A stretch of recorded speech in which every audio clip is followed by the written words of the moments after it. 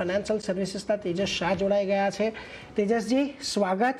સૌથી પહેલાં તો આપને, આપની ટીમને, આપના પરિવારને અમારા તરફથી નવરાત્રિની ખૂબ ખૂબ શુભેચ્છાઓ. આ મા શક્તિનું પર્વ આજથી શરૂ થયું છે અને બજારની અંદર પણ જુઓ થોડીક રિકવરી આપણને આજે આવતા જોવા મળી છે.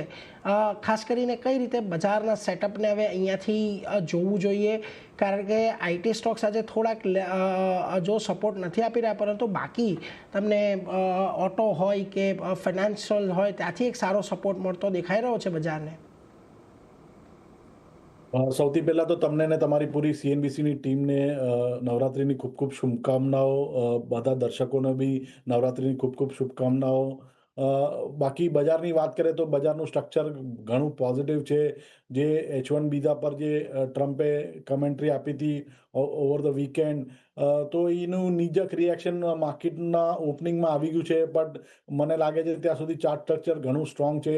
25,200નો સારો એવો સપોર્ટ છે અને બેઝ છે 25,000ની આજુબાજુ છે. તો આ બંને લેવલ જ્યાં સુધી ઇન્ટેક્ટ છે ત્યાં સુધી બજારમાં કોઈ પેનિક છે નહીં. ઉપરમાં 25,500નું લેવલ નિફ્ટી ટેસ્ટ કરી શકે છે ઓન ઇમિડિયેટ બેસિસ.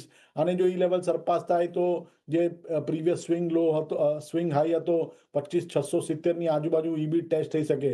તો બાય ઓન ડિપ્સની રણનીતિ રાખી શકાય છે નિફ્ટીમાં. At the same time bank નિફ્ટીનું સ્ટ્રક્ચર બી ઘણું સ્ટ્રોંગ છે. 55,100ની ઉપર એક બ્રેકઆઉટ આવી ગયું છે બેંક નિફ્ટીમાં અને 56,000ની આજુબાજુ એક સ્વિંગ હાઈ બનાવ્યા પછી થોડું હલકું શું પ્રોફિટ બુકિંગ આપણે ફ્રાઈડેના સેશનમાં જોયું હતું. બટ આઉટલુક પોઝિટિવ છે. તો મારા હિસાબથી આજે જો ઘટાડો આવે તો ડેફિનેટલી એમાં ખરીદી કરી શકાય. મને લાગે છે આવનારા દિવસોમાં બેંક નિફ્ટી 56,150નું લેવલ રીટેસ્ટ કરી શકે છે અને આ લેવલ એક સરપાસ થાય તો 56,500 સુધીના બી લેવલ બેંક નિફ્ટીમાં આપણે જોઈ શકીએ. અને સપોર્ટની વાત કરીએ તો હવે 55,000થી 55,100નો એક મેજર સપોર્ટ થઈ ગયો છે. તો એના સ્ટોપ લોસે બાય ઓન ડિપ્સની રણનીતિ રાખો બેંક નિફ્ટીમાં.